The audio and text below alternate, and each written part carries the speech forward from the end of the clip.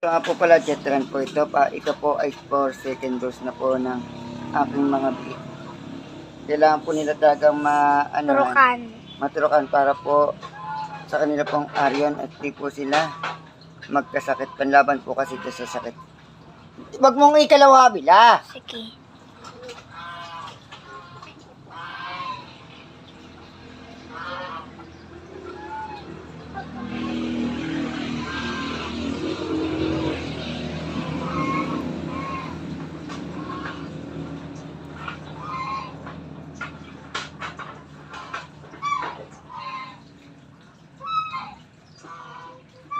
Ito po 1 ml lamang po. Ano naman lang yan?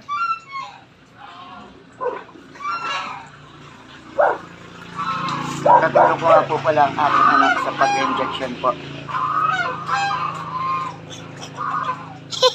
Dito! Dito nga po pala yung sa pigi. Wala na. Tuturukan na kayo. Naku.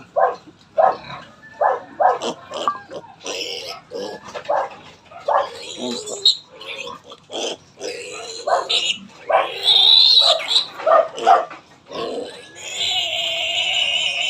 Tatandaan po.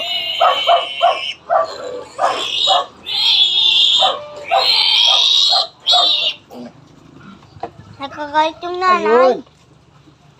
Yan. Nakaisa na po kami. Apa. Maya po, gising na po yan mamayang lahat. Dahil po naturukan na Yan po po ay sila. 14 days na po yung mga beef na yan. Opo. Kaya po na kailangan na po second dose, yung pong first dose nila. Opo. 3 araw lang po. Okay na po yan kahit maliit pa po, pwede pa po yan turukan. Pag lumaki po yan, nasikip na po yan. Ito naman po. Bigyan madali.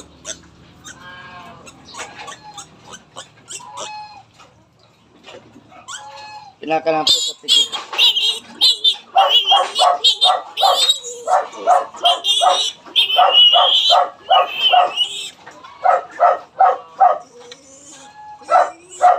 Pinaka lang po tandaan. Ayan po. Sabi na dugo. Ay, butas pala. Butas. Ha? Doon mo biduhan. Di sa'yo. Doon!